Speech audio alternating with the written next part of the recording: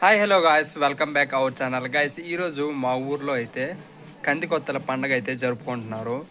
కందికొత్తల పండగ ఎందుకు జరుపుకుంటారు, ఎలా జరుపుకుంటారు అనేది నేను ఈ వీడియోలో మీకు ఎక్స్ప్లెయిన్ చేస్తాను. ఈ వీడియోను పూర్తిగా చూడడానికి ప్రయత్నించండి. కందికొత్తల పండగ అనేది ఆంధ్రప్రదేశ్లోని విశాఖపట్నం, పార్వతీపురం, మన్యం వంటి గిరిజన ప్రాంతాల్లో కంది కొత్త పంట సంతోషంగా జరుపుకునే సాంప్రదాయ పండుగ. ఇది సాధారణంగా 5 రోజులు జరిగి దేవతల పూజలు, నృత్యాలు, సామూహిక భోజనాలతో ఆచరించబడుతుంది.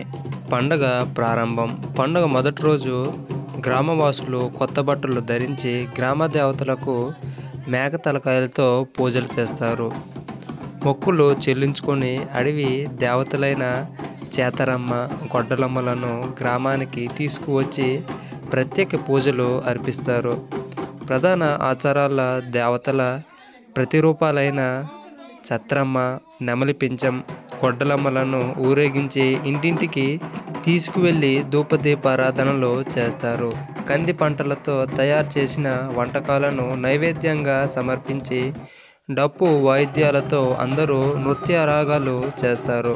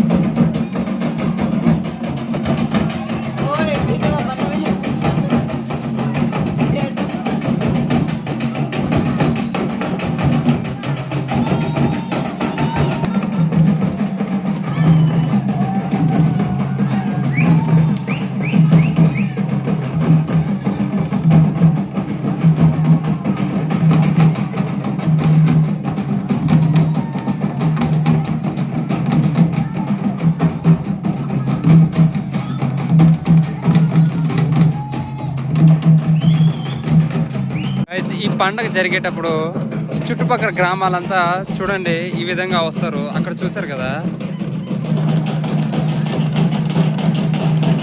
వనకాపడి గ్రామం నుండి అయితే వస్తున్నారండి.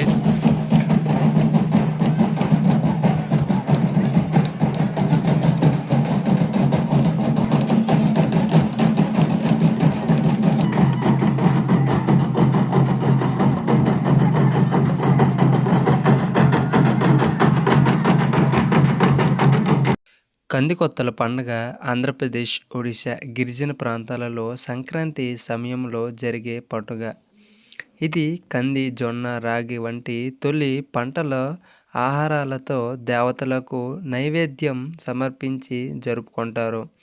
పండుగ కారణం ఈ పండుగ తొలి పంటల ధన్యగారాలకు కృతజ్ఞత చెప్పడానికి గ్రామ దేవతలైన జాకరమ్మ, గొడ్డలమ్మలకు పూజలు చేయడానికి జరుగుతుంది. ఈ పండుగ వలన సాంస్కృతిక ప్రాముఖ్యత, గిరిజన ఐక్యత, సాంప్రదాయాలను రక్షించడానికి ఈ పండుగ ప్రేరణ.